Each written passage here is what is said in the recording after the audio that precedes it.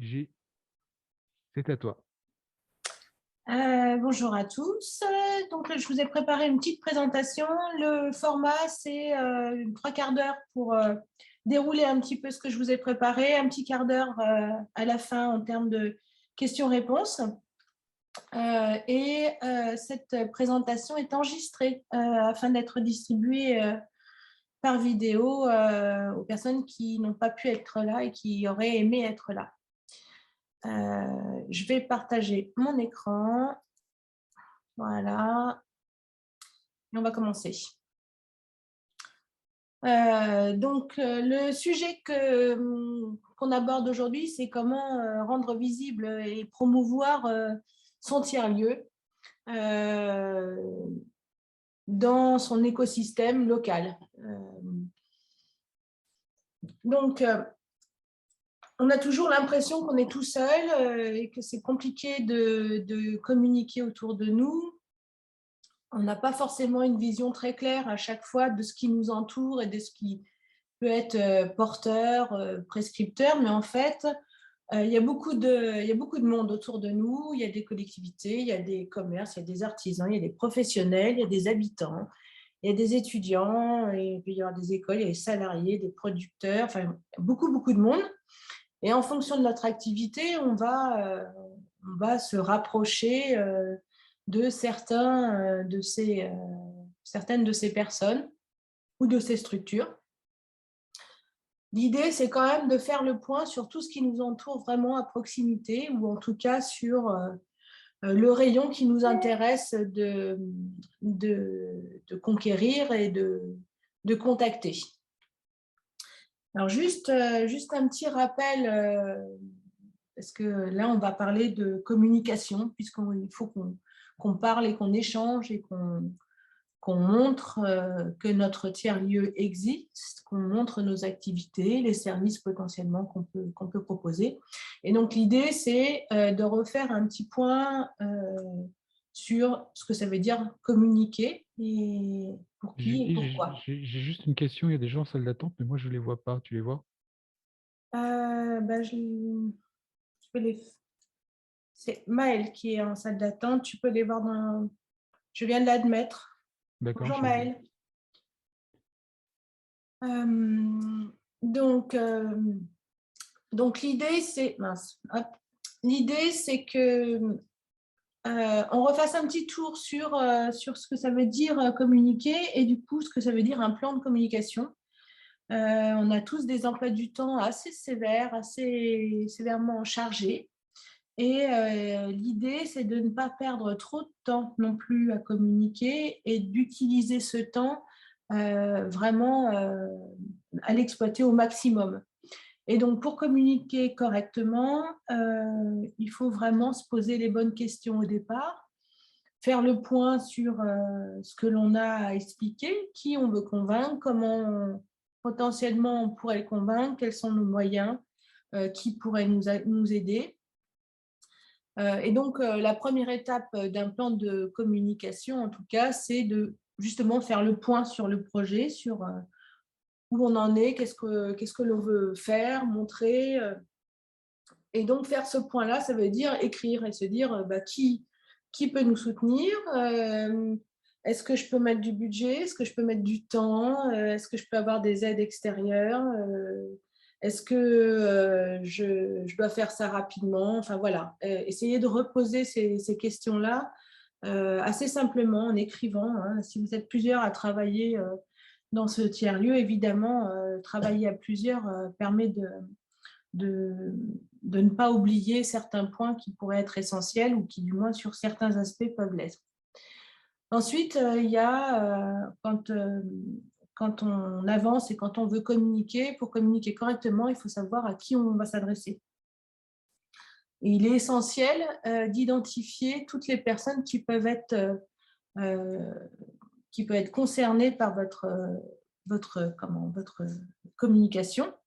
Et donc, l'idée, c'est vraiment sur le fait de promouvoir votre tiers-lieu localement, de se dire localement, quels sont les rayons qui m'intéressent de toucher, et comment je peux imaginer toucher et quels sont ceux que je dois toucher absolument.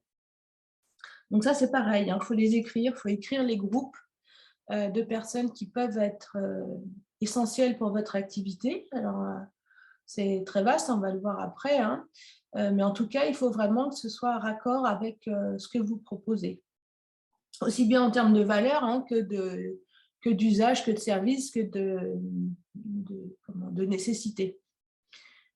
Les objets de la communication, c'est toujours la même chose. Hein. Ça c'est toujours en lien avec les 2 points précédents. C'est de se dire, OK, j'ai défini où j'en étais de mon projet, ce que je voulais pousser, j'ai défini qui je voulais toucher, qui je ne touchais pas et qu'il fallait que je touche. Et surtout, je dois savoir pourquoi je l'ai touché. Est-ce que c'est juste pour qu'ils me soutiennent? Est-ce que c'est pour qu'ils deviennent des clients ou des utilisateurs ou des usagers ou des abonnés ou des adhérents, peu importe. Mais en tout cas, voilà, toujours dire à partir de ce type de contact que j'ai identifié, à quoi je veux l'amener. Voilà, que vous ayez ce chemin-là en vue en permanence pour apporter des solutions ou en tout cas apporter des moyens de communication qui soient adaptés. Les messages, du coup, découlent de cette analyse. On ne va pas parler de la même façon à un patron d'une grosse entreprise qu'à un président d'association qui n'est pas du tout sur les mêmes terrains et qui n'est pas du tout sensible aux mêmes messages, ni même aux mêmes activités ou services que vous pourriez lui apporter. Donc, une fois qu'on a fait tout ça, on a la possibilité donc de décliner ce plan d'action. Et là, pareil, ce plan d'action, à chaque fois qu'on décrit une action qu'on imagine devoir mener, il faut absolument préciser vers quelle cible, à qui on adresse ce message, comment on va le construire, comment on va construire cette action, quel coût, quel temps, quand. Voilà. Et donc, on essaye de se faire son planning et idéalement et surtout, enfin, même obligatoirement, son rétro-planning. C'est-à-dire que si j'ai un événement qui a lieu dans 3 mois, peut-être qu'il faut que je me mette maintenant et ainsi de suite. Donc, toute cette phase de préparation, elle est essentielle parce qu'elle vous facilite la vie, elle permet de répartir les tâches, elle permet de ne pas être pris au dépourvu, parce que ça arrive souvent dans la communication, on est souvent débordé par les délais. Et puis surtout, ça nous permet de construire aussi toute la communication orale, en tout cas correctement, parce qu'on a visualisé les actions qu'on allait mener. Et donc, on peut en parler correctement. Le suivi des actions et l'adaptation, ça, c'est effectivement, c'est suivre les actions. Si on a pris du retard, ramener les actions sur le bon planning et au bon moment. Et puis surtout, pouvoir se poser des questions au fur et à mesure, parce que la communication évolue en permanence. On évolue aussi, les projets évoluent au quotidien. Et donc, l'idée, c'est, à travers le plan d'action, de justement pouvoir réajuster, modifier, réaménager, voire supprimer certaines actions qui nous semblent au final pas pertinentes ou parce qu'un événement s'est annulé, finalement, toute la communication associée à cet événement n'est plus nécessaire. Donc ça permet de suivre correctement et sereinement ces actions. Ensuite, une fois qu'on a fait toutes ces actions, alors le plan d'action, hein, c'est pareil, il peut être intéressant sur 6 mois, mais il peut être intéressant sur une durée un petit peu plus longue qu'1 an, parce que ça nous permet du coup de bien prévoir en amont et de trouver peut-être des astuces et des facilités pour mettre en place nos actions. En tout cas, l'évaluation et le débrief sont nécessaires. C'est-à-dire, j'ai fait toute une série d'actions. Il est nécessaire à un moment donné de se poser et de dire, bon voilà, j'ai préparé ça, j'ai consacré tel budget, tel temps, j'ai fait tel document, enfin j'ai contacté telle personne pour ce résultat-là. Est-ce que ce format-là, au final, Est-ce qu'il est intéressant? Est-ce qu'il est à renouveler? Est-ce qu'il est à modifier, adapter, enfin, à faire évoluer? Ou est-ce que, au contraire, il faut trouver un autre format? Donc ça, il est vraiment nécessaire de faire cette évaluation en fonction des objectifs que l'on s'est posés dans les étapes précédentes pour voir si notre rendu est intéressant ou pas en fonction de tous les moyens qui ont été déployés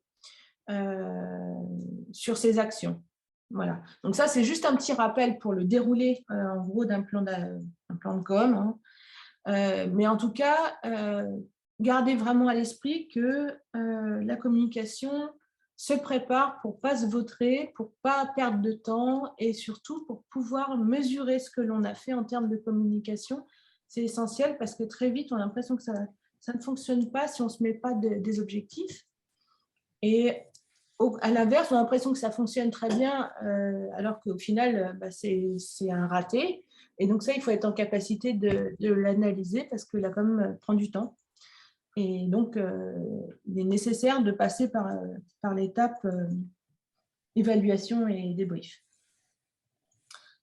Voilà, donc ce que je vous propose maintenant, c'est de dérouler un petit peu, d'abord dans un premier temps, la trousse de secours, c'est-à-dire les éléments qui sont à minima nécessaires pour entamer une communication ou pour entrer en contact, en tout cas avec les contacts que l'on juge importants et intéressants. Alors ça, c'est vraiment c'est le b.a.-ba, c'est vraiment le...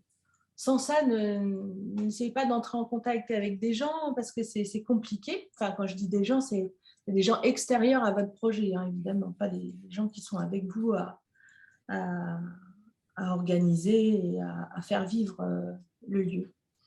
En tout cas, il faut pouvoir avoir quelques éléments de présentation, parce que ça sert toujours. Alors, j'ai marqué horaire défini, l'ouverture définie, des tarifs, ce genre de choses. En fait, c'est tous les éléments qui sont très factuels et que souvent, on oublie de transmettre ou alors on ne transmet pas parce qu'on n'est pas sûr, parce que ça bouge, et ainsi de suite. Mais en tout cas, il faut les avoir à l'esprit et en tout cas définis pour pouvoir en parler assez sereinement, même si on précise qu'ils sont amenés à bouger ou à évoluer. Mais en tout cas, déjà, soyez sûr de ce que vous présentez, c'est-à-dire les tarifs, soyez tranquille avec les tarifs que vous proposez. Il n'y a pas de crainte par rapport aux tarifs. Souvent, il y a une crainte par rapport à proposer des tarifs ou des adhésions. Il ne faut pas, il faut proposer ces tarifs parce qu'on aura toujours des retours si ça ne va pas en tout cas. Faire des photos, hein, avoir du visuel, une petite photothèque qui soit propre avec des photos avec des vues larges, des vues de détail, des vues avec des gens si les gens vous l'autorisent. Voilà, donc ce genre de visuel est important. Si vous avez par exemple un atelier de makers ou un Fab Lab, n'hésitez pas évidemment à prendre en photo les matériels, enfin les outils qui permettent de travailler, ce qui est créé sur place. Et puis un email dédié évidemment, un numéro de téléphone dédié aussi. Et puis à minima, une carte de visite, un petit flyer dépliant en brochure. Il n'a même pas besoin d'être imprimé, vous pouvez l'envoyer par email, hein, si vous le souhaitez. Et puis, par contre, ce qui est important, c'est d'avoir au moins en signalétique l'enseigne sur votre local. Souvent, en fait, on se concentre sur la communication, sur les réseaux, et on oublie même de mettre son enseigne sur le local, alors que ça signifie que justement, à cet endroit-là, il y a un tiers-lieu et il s'y passe des choses. Et donc, profitez de la façade de votre local pour y poser votre enseigne. Et puis, une page Facebook, parce que d'une part, c'est gratuit. Je parle de page, et pas de compte. Hein, surtout, ne créez pas de compte, passez directement par une page. Parce que c'est le premier endroit que vous pourrez communiquer pour que les gens puissent commencer à vous suivre si vous n'avez pas de site internet. Voilà, donc ça, c'est vraiment, ça, il faut vraiment, et je pense que tout le monde l'a, mais l'idée, c'est d'avoir quand même ces éléments là à chaque fois avec soi. Ensuite, vient l'identité visuelle. Alors ça, ce n'est pas une obligation, c'est juste que si vous commencez à communiquer et à vouloir échanger pour présenter votre tiers-lieu, c'est bien de construire déjà une identité, même si ce n'est pas un logo travaillé ou quoi au caisse, mais de définir les polices, les couleurs, comment on l'utilise, d'avoir un cadre qui est plutôt rassurant et que vous pourrez rappeler dans l'ensemble de votre communication, que ce soit print ou web ou autre, mais qu'on vous reconnaisse quand vous communiquez, qu'on reconnaisse votre patte et que l'on sache tout de suite faire le lien entre votre publication ou votre document et le tiers-lieu. L'identité visuelle n'a pas besoin d'avoir un logo très très travaillé, hein. Encore une fois, la simplicité, il vaut mieux être très très simple et régulier plutôt que très compliqué et ne jamais pouvoir appliquer correctement votre identité.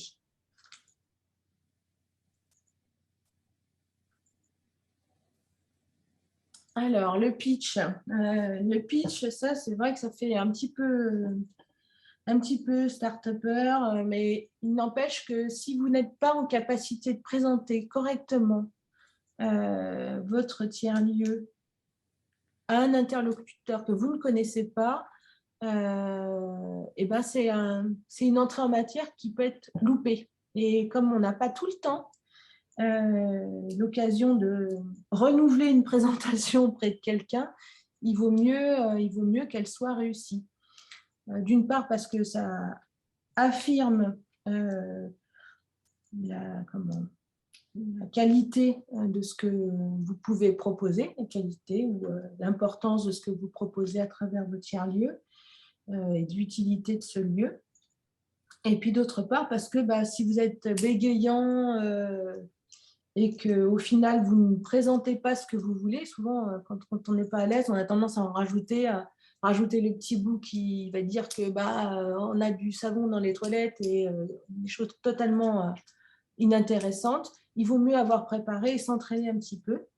Alors, les 3 minutes, c'est parce qu'on a 3 minutes. Et 3 minutes à tenir pour présenter quelque chose, c'est quand même très long, 3 minutes. Hein. Donc, il faut s'y entraîner. Et surtout, il faut être à l'aise avec ce que l'on présente parce que plus on sera à l'aise, plus on sera convaincant. Le pitch, c'est 3 minutes à l'oral et c'est 5 minutes à l'écrit. C'est-à-dire qu'en 5 lignes, vous devez pouvoir présenter correctement et simplement votre tiers-lieu, ses services, ses activités, l'endroit où il se trouve. Voilà, il faut que ça soit résumé assez simplement. Là, l'idée, c'est quand même que l'on que le projet paraisse séduisant aux personnes à qui on en parle et que, en tout cas, la présentation que l'on en fait est claire et suffisamment précise pour que les gens comprennent ce que l'on fait. Voilà, ça c'est essentiel. Si les gens ne comprennent pas, ils ne pourront pas être prescripteurs, ils ne pourront pas transmettre l'information. Ça s'arrêts'arrêtera. S'ils n'ont pas compris ce que vous faites, ce qui est fait sur ce lieu, ils n'en parleront pas. Donc, il faut être très, très... Voilà, c'est un bon... Et puis, vous verrez que plus vous serez à l'aise, plus vous serez convaincant et plus vous aurez envie d'aller au contact des autres. Donc, voilà. Donc, pour résumer, il faut, ce que je vous ai dit tout à l'heure, au moins une carte de visite parce que ça, c'est quelque chose que l'on peut laisser.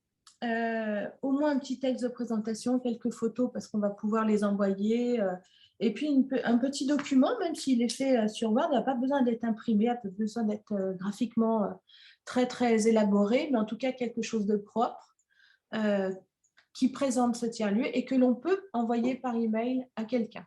Voilà, ça c'est la base pour pouvoir entrer en contact avec toutes les personnes qui peuvent nous intéresser. On parle des contacts et donc l'idée, c'est de vite entrer au contact des gens qui nous entourent, puisque là, on est vraiment sur le rayonnement local. Et donc, ces contacts-là sont à rencontrer le plus rapidement possible en étant préparé. Tout à l'heure, je vous parlais du pitch, mais avec tous nos petits outils, maintenant, on peut aller à la rencontre de ces gens, se présenter, présenter le tiers-lieu, présenter ses activités, présenter les gens qui l'occupent, qui l'utilisent, et présenter les événements qui peuvent y avoir lieu. Idéalement, pour les lieux qui viennent d'ouvrir, vraiment, j'invite les gens à créer un événement qui est une porte ouverte pour que les gens puissent s'autoriser à venir et renouveler même cet espace-là de rencontre, de le faire tous les 3 mois, de se dire tous les 3 mois, je fais un petit déj, un truc, un machin, un bidule, pour permettre aux gens qui ont loupé de revenir et puis d'en faire quelque chose de régulier. En tout cas, pour un tiers-lieu, il est essentiel que vos voisins, au sens large, vous connaissent, que vous les ayez rencontrés, qu'ils aient mis un visage sur ce lieu. N'hésitez pas, évidemment, encore une fois, à les inviter. Et donc, les commerces et entreprises peuvent être des relais incroyables, vraiment. Donc, il est évident que sur les commerces et les entreprises qui vous entourent, ça suppose une mise en contact, soit par la consommation chez les commerçants, soit des relations commerciales avec certaines entreprises, ou simplement via les réseaux professionnels.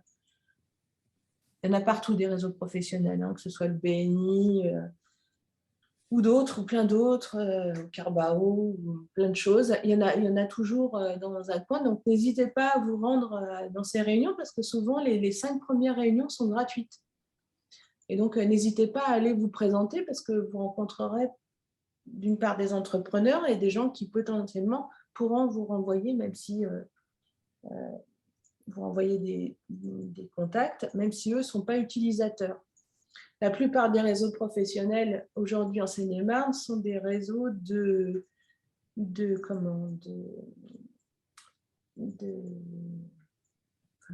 recommandations. C'est-à-dire qu'on recommande une entreprise à une autre et parce qu'on s'entend bien, cette recommandation porte ses fruits ou pas. Évidemment, les associations sur votre territoire sont essentielles. Et ça, en logique, vous pouvez avoir assez rapidement une vue des associations, soit via les sites des communes qui proposent des annuaires, soit parce qu'elles organisent des événements, ou peu importe. Mais en tout cas, les associations peuvent être intéressées de vous rencontrer, en fonction des services que vous proposez, intéressés aussi parce qu'ils ont besoin de se rencontrer, d'organiser et d'utiliser des locaux ou d'utiliser des services. Voilà. Donc ça, c'est intéressant. Et puis évidemment, la presse et les médias locaux, mais ça, on en parlera un petit peu plus après. Et vos voisins très proches. Souvent, quand on crée son activité, on a l'impression que tout le monde est au courant et des fois, on s'aperçoit que le voisin qui est à la porte d'à côté, il ne sait même pas ce que vous faites, vous ne l'avez pas invité à boire un café. Et du coup, quand on demandera où est votre lieu au carrefour plus loin, la personne dira non, je ne sais pas, j'en sais rien, je ne sais pas où ils sont. Donc, il est essentiel, en tout cas, de la vie de quartier, que vous vous en empariez et que les gens puissent dire où vous êtes et qui vous êtes.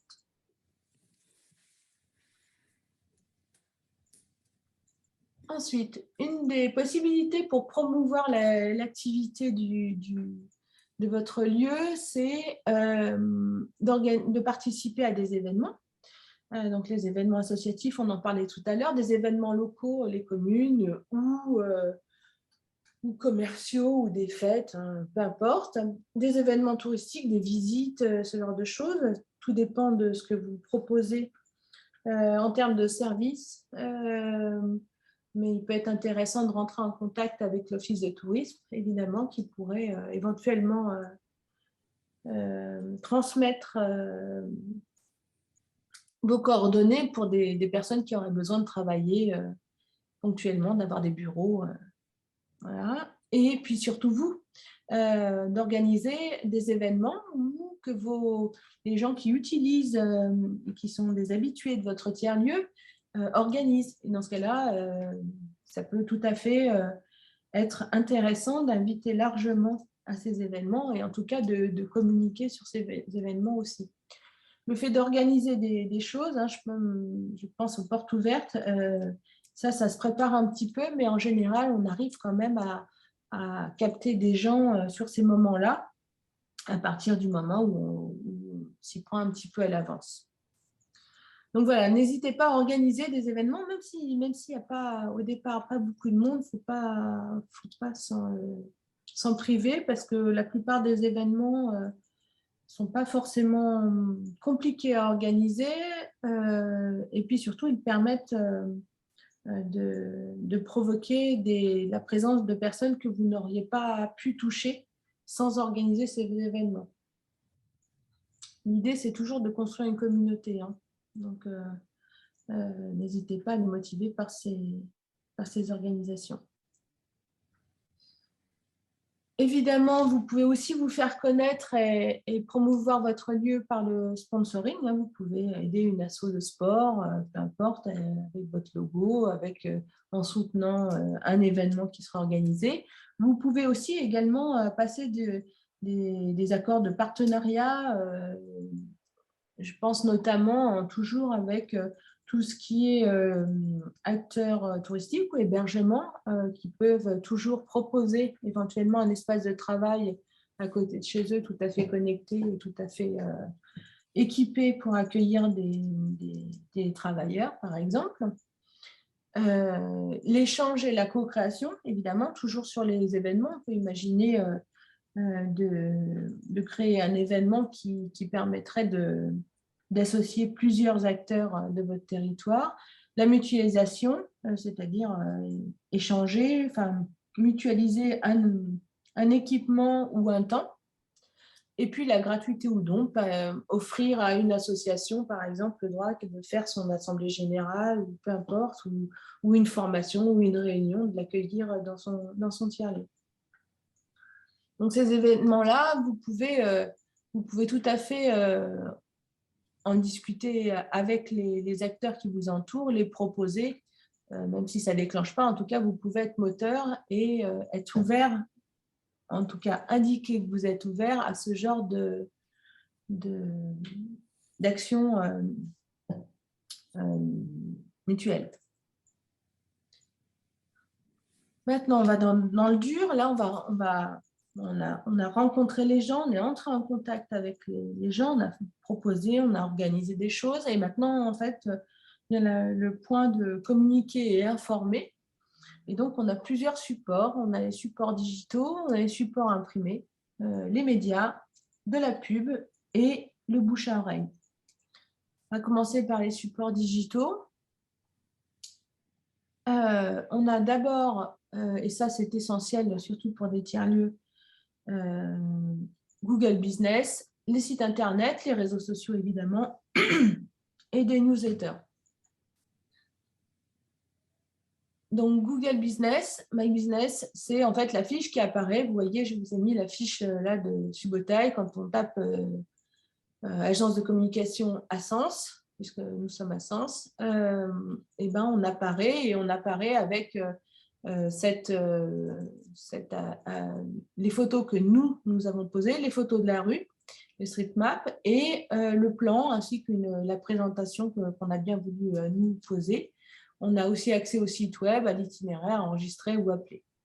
Donc ça, c'est essentiel d'y apparaître, même si c'est Google. Alors si vous êtes un petit GAFA, toutes les parties et les 10 slides qui suivent, bouchez-vous les oreilles parce que de toute façon, c'est incontournable. Aujourd'hui, Internet, 97% des recherches sur Internet ont lieu sur un moteur de recherche Google.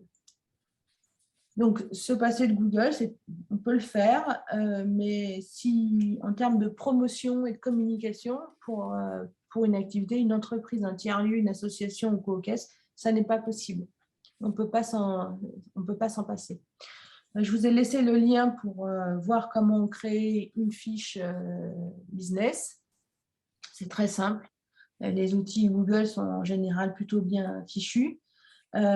Sachez qu'il y a des enjeux par rapport à ces fiches-là parce que sur des entreprises locales, aujourd'hui, on constate que des concurrents peuvent récupérer les fiches et les détruire si on n'a pas verrouillé, si on n'a pas déclaré notre fiche à notre nom et si on n'en a pas pris possession, ou du moins la gestion. Donc, il y a un véritable enjeu. On voit de plus en plus de conflits, en tout cas de réclamations par rapport à ces fiches-là, parce que ceux qui ne la maîtrisent pas se la font piquer. Voilà. Et donc, on peut déclarer tout à fait un commerce, par exemple, fermé définitivement, sans que le propriétaire s'en rende compte si ce n'est pas lui qui l'a créé. Voilà. Donc ça, c'est gratuit, hein, complètement gratuit. Mais n'oubliez pas, sur Internet, si c'est gratuit, c'est vous le produit. Donc, il faut le maîtriser. Le site Internet, alors les solutions pour créer des sites Internet gratuitement ou pas, il y en a pléthore. Il ne faut pas oublier que le site Internet, c'est quand même le support qui vous permet de corriger vos fautes d'orthographe, de modifier vos horaires et vos tarifs dans la seconde, ce qui n'est pas le cas avec le papier. On verra après, tout à l'heure, que justement, l'avantage du digital, c'est que c'est qu'on peut corriger, qu'on peut évoluer, qu'on peut modifier, qu'on peut ajouter, supprimer. Voilà. Pour faire un site efficace, ça demande quand même un peu de temps, et en préparation et en création de contenu. La création de contenu et la rédaction prend beaucoup de temps, on peut en parler avec Didier. Mais l'idée, c'est vraiment d'avoir une présence propre sur Internet, et donc ça nécessite un nom de domaine, un hébergement. Il y a plein de solutions. La seule chose à laquelle il faut vraiment faire attention, c'est par exemple des solutions telles que Wix, qui sont très bien pour les débutants, sauf que en référencement, c'est nul. C'est à fuir absolument, parce qu'en fait, tout le contenu que vous allez développer sur ces plateformes n'est pas bien référencé. Et donc, à terme, ils seront obligés de passer par d'autres solutions. Le site web, ce n'est pas forcément que la présentation de votre tiers-lieu ou l'affichage des horaires ou des contacts ou un formulaire de contact. Ça peut aussi être un formulaire de réservation. Ça peut être un espace d'échange avec les personnes qui utilisent votre lieu. Ça peut être un agenda. Ça peut être une gestion des inscriptions à des événements. Ça peut être des vidéos, des tutos, peu importe. En tout cas, on peut faire évoluer son site Internet en véritable outil. Ça demande un petit peu de temps, un peu de réflexion, mais c'est vraiment un des aspects qu'il faut retenir et qu'il faut creuser, de pouvoir apporter sur ce site Internet des fonctionnalités qui peuvent nous faire gagner du temps ou faciliter les échanges, faciliter une organisation. C'est aussi à ça que ça sert. Pour un site Internet, le minimum par page, c'est 300 mots par page, un texte de 300 mots minimum pour que ce site soit référencé correctement. Voilà, je ne vais pas m'étendre sur la rédaction de contenu ni le référencement, mais n'oubliez pas qu'il faut faire vivre ce site Internet pour qu'il ne sombre pas dans les résultats de Google. Les réseaux sociaux, alors là, c'est pareil, ceux qui sont anti-GAFA, on se bouche les oreilles. Il n'empêche qu'aujourd'hui, c'est un des moyens pour toucher assez rapidement les gens en proximité et surtout construire une communauté. Aujourd'hui, c'est difficile de se passer de réseaux sociaux, sachant que les gens n'iront pas sur votre site régulièrement. C'est très rare de voir des gens, en tout cas lorsqu'il ne s'agit pas de boutique, revenir régulièrement sur le site Internet s'ils n'ont pas des interpellations ou des liens qui sont faits vers ce site Internet à travers soit des réseaux sociaux, soit des newsletters. Donc l'idée, c'est quand même avec ces réseaux sociaux de simplifier une communication qui peut être assez directe, de susciter, pareil, du partage et du soutien au final, parce que c'est aussi à ça que ça sert. Et surtout, ça donne une première visibilité si on n'a pas de site en ligne.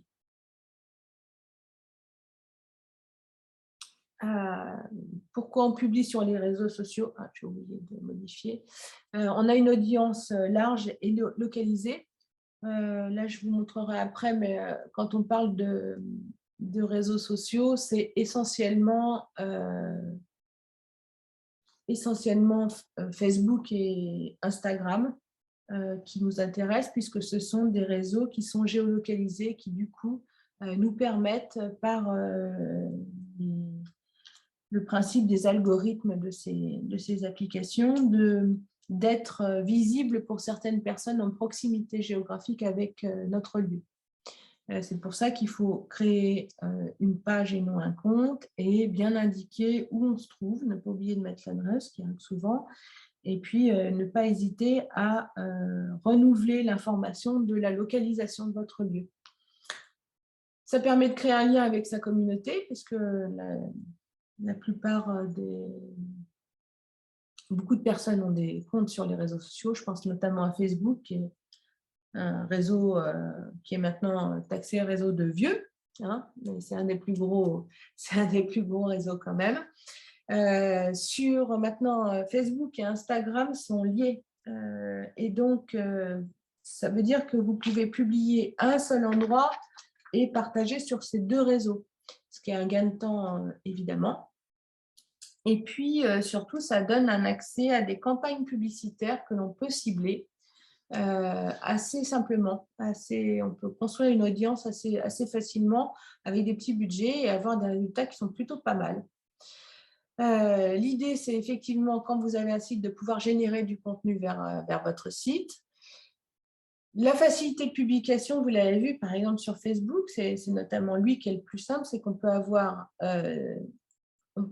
des vidéos, on peut avoir des diaporamas, on peut avoir juste un lien, on peut avoir juste une photo, on peut tout, en fait, et assez facilement. C'est-à-dire, la vidéo, vous n'êtes pas obligé d'aller l'héberger sur YouTube ou sur un autre outil. Et donc, ça a un intérêt de pouvoir publier des formats différents assez simplement. Ça permet d'évaluer son rayonnement, puisque Facebook et donc Insta ont des outils d'analyse et de statistiques qui sont assez percutants et qui permettent du coup de voir les résultats en termes de retombées, de voir les résultats de vos publications ou des publicités. Et puis surtout, ça permet d'être vraiment à l'écoute de votre audience et de votre communauté, comme par exemple les interventions, les commentaires, mais aussi de pouvoir, par exemple, faire un sondage, de faire participer vos utilisateurs à la vie et aux choix que vous faites pour le tiers-lieu. Donc là, je vous ai mis un petit aperçu de toutes ces... J'ai pris que cela, et encore Twitter, pour moi, ce n'est pas percutant aujourd'hui, en tout cas pas pour un tiers-lieu. LinkedIn, ça peut être sympa pour échanger avec d'autres tiers-lieux ou trouver en tout cas un fonds ressources important, plus que sur Facebook et Instagram. Voilà. Donc là, vous voyez, je n'ai pas mis TikTok non plus, hein, qui est en train d'exploser complètement, mais bon, TikTok, c'est une façon de communiquer un peu particulière. Je ne suis pas sûre que ce soit super adapté aujourd'hui, en tout cas pour les tiers-lieux. La newsletter, alors ça, c'est un support qui est sympa, parce qu'à partir du moment où les gens ont accepté de recevoir votre newsletter ou se sont inscrits, vous pouvez envoyer des messages. Alors, avec parcimonie quand même, hein, pas tous les 2 jours, parce que sinon très vite ils vont se désabonner. Et puis surtout, ça permet de garder un lien et d'envoyer les dernières actualités de votre tiers-lieu. Mais aussi, ça permet de les inviter, ça permet de leur demander l'avis. La newsletter, ça peut prendre beaucoup de formes, ça peut leur rappeler les outils qui sont à dispo sur le site, leur demander de rejoindre votre communauté sur un des réseaux sociaux. Donc, la newsletter, c'est parfait. La seule contrainte, c'est d'une part de bien gérer vos listes de contacts. N'oubliez pas, parce que les listes de contacts, souvent, on prend des mails, mais on ne la gère pas bien. Et puis surtout, au bout d'un moment, il faut passer par un outil de routage et de mailing quand on dépasse les 200 abonnés.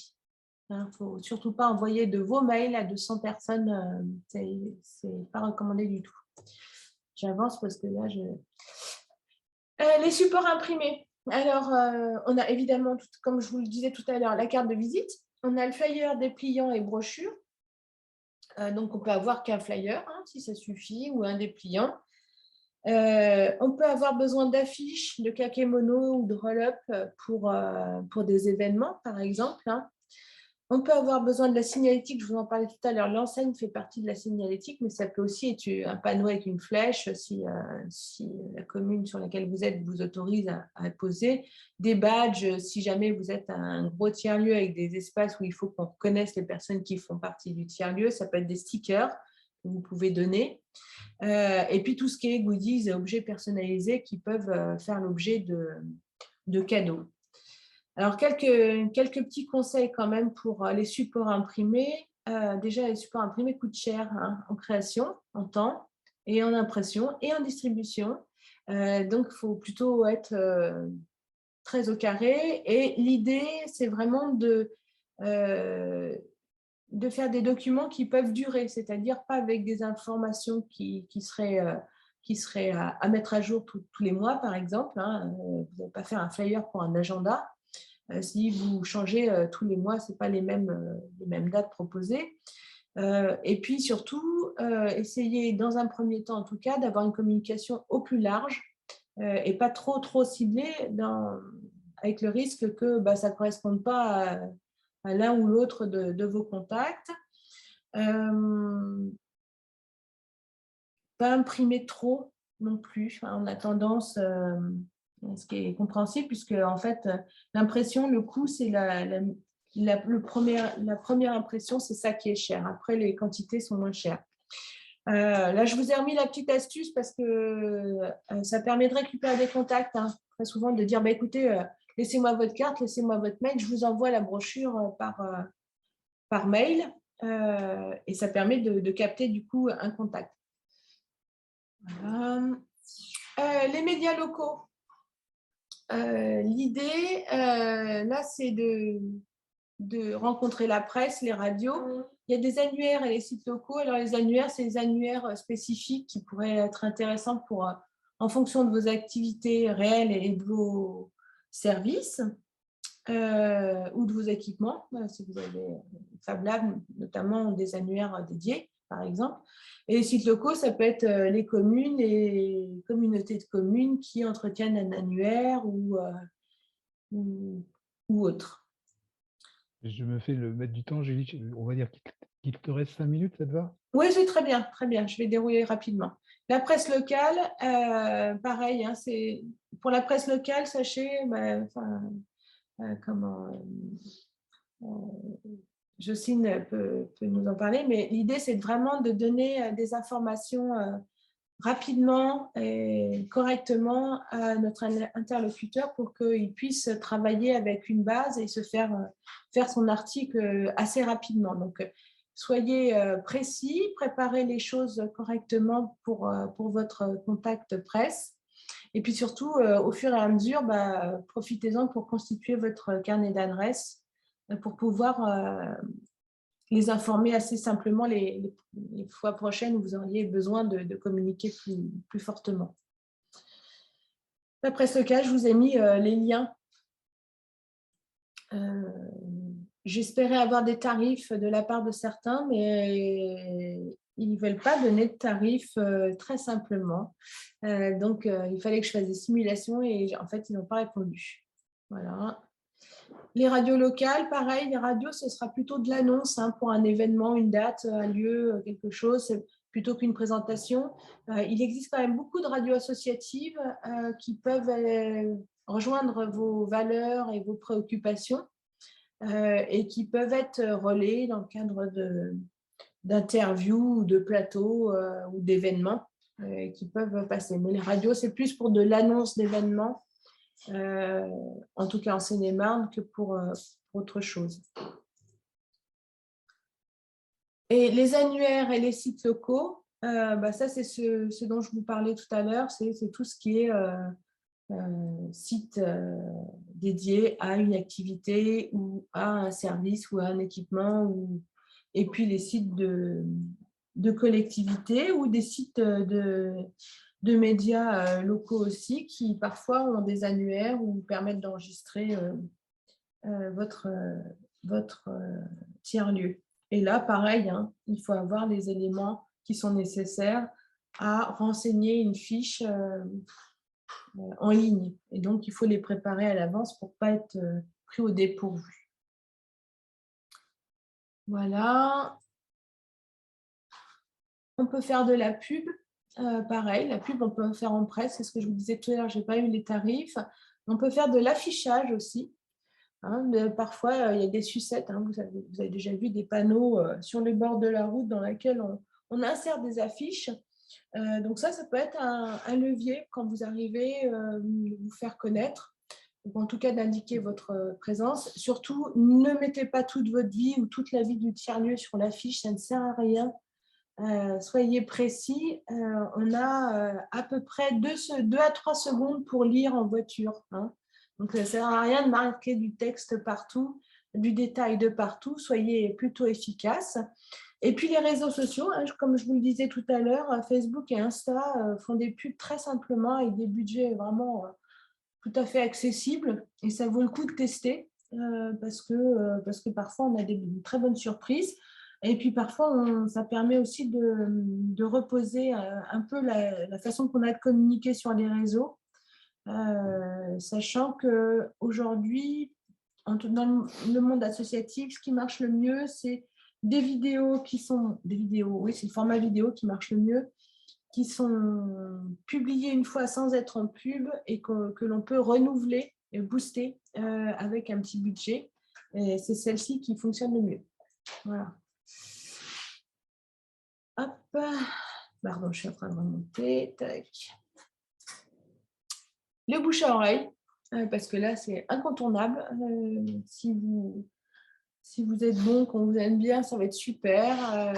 Les gens ont tendance à être assez contents quand ils connaissent bien leur coin d'indiquer les nouvelles installations ou les acteurs de son quartier.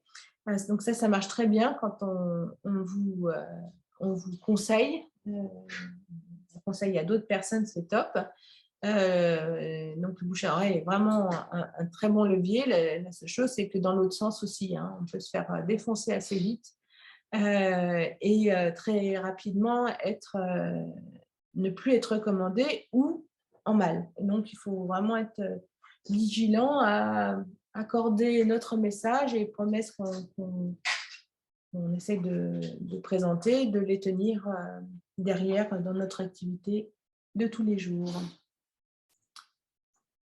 Voilà, c'est fini. Super, merci Julie. De rien. Écoute, on a appris pas mal de choses en matière de communication, en tout cas moi, ce soir, même si. Alors, j'ai pas vu de questions dans le chat sur tous ceux qui sont présents. Si vous avez des questions, n'hésitez pas. Moi, j'en ai deux en fait. La première, c'est en fait, est-ce qu'il y a une fréquence idéale pour parler de soi, enfin, pour parler de son lieu? Sur les réseaux, la régularité fait que oui. Sur les réseaux, l'algorithme fait qu'il faut poster régulièrement. Les 3-4 jours, c'est plutôt pas mal. Et puis, sur des sujets un peu différents, il ne faut pas hésiter à partager aussi des choses que publient les acteurs locaux, par exemple, parce que ça permet de se faire remarquer aussi, de se faire connaître.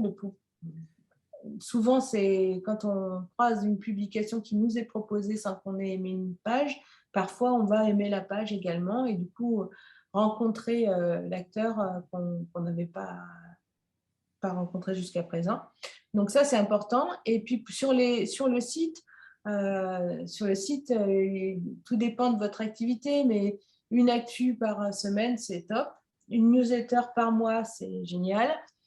Sachant qu'on peut automatiser tout ça. Aujourd'hui, nous, avec nos clients, en tout cas, on leur conseille de faire un planning rédactionnel, tout simplement, en ciblant les thèmes qu'ils souhaitent aborder pour couvrir un peu leur champ d'activité et de programmer leurs publications, surtout sur Facebook. Maintenant, il y a beaucoup d'outils sur les réseaux qui permettent de programmer les publications de tout genre. Pour pouvoir faire ça en une journée, en fait. Se dire, aujourd'hui, je programme mes publications pour le mois et elles vont se déclencher assez simplement, toutes seules après, quoi. Et on n'y passe pas tous les jours parce que sinon, c'est assez chronophage. En tout cas, en termes d'organisation professionnelle, ça peut être compliqué, ouais. La deuxième question était liée à la place de l'image, en fait. Tu en as parlé un peu. Tu as parlé de TikTok, d'ailleurs, avec un certain recul par rapport à TikTok, mais dans le fond, aujourd'hui, la communication, est-ce que l'image n'a pas gagné sur l'écriture? Alors, l'image, elle va gagner sur la communauté, oui, sur des gens qui nous connaissent. Et on a besoin de ce rapport à l'image et d'immédiateté aussi, l'instant T, le direct. On voit avec les réels sur Insta, par exemple, où c'est tout de suite. Le direct sur Facebook est plutôt super bien géré aussi. Mais en l'occurrence, faire de bons supports vidéo, si ce n'est pas du direct, si ce n'est pas tout de suite dans l'instant T et vite fait, ça demande beaucoup de temps. TikTok, ça s'adresse, c'est vraiment le format jeune, hein, c'est le réseau hyper jeune. Je ne sais pas si c'est une cible des tiers-lieux aujourd'hui. En termes de temps et de dispatch de temps, évidemment, on peut attaquer tous les réseaux, mais construire une communauté sur les réseaux, ça prend énormément de temps. Et aujourd'hui, moi, je conseillerais aux tiers-lieux de commencer par Facebook et déjà Insta. Et déjà, ce serait, s'ils arrivent à faire vivre ces espaces-là et ces communautés régulièrement, déjà, c'est un gros boulot pour le faire correctement. Très bien. Est-ce qu'il y a des questions parmi une audience qui est très, très sage? J'ai pas de questions particulières, mais j'ai pu prendre note sur notamment les différents moyens de communication et je pense que forcément ça pourrait nous resservir et voilà. Donc, merci pour ça. De rien. C'est sûr, Chelsea, et surtout, je te rappelle qu'on a proposé qu'il y ait un génie de la fabrique qui vous soit dédié début juillet. Donc, tous les moyens de communication seront bons ce jour-là. Oui, d'accord. Moi, j'aurais une question parce que du coup, vous parlez énormément des réseaux et de ce qui se passe sur Internet, sauf que nous, en l'occurrence, Internet, c'est assez compliqué pour toucher une grande partie des habitants. Et je ne sais pas exactement les outils qu'on pourrait utiliser pour toucher un maximum de personnes. Pourquoi c'est compliqué pour les habitants? Je n'ai pas compris. Pourquoi? Parce qu'il y a une fracture numérique et il n'y a pas tout le monde qui sait utiliser Internet ou les ordinateurs ou ce genre de choses. Évidemment. Alors, là, il y a la solution du boitage, hein, de faire un flyer, une documentation. Après, c'est ce que j'expliquais au démarrage, c'est de savoir aussi maîtriser vers qui vous voulez communiquer. Est-ce que c'est à l'intention de tous les habitants ou une partie? Si c'est à l'intention de tous les habitants, dans ce cas-là, il faut même se rapprocher du journal municipal pour avoir éventuellement un article, une page ou quelque chose dans lequel ils informent, parce que ça, notamment pour les personnes âgées, entre guillemets, ça fonctionne plutôt bien. C'est un document qui est plutôt lu.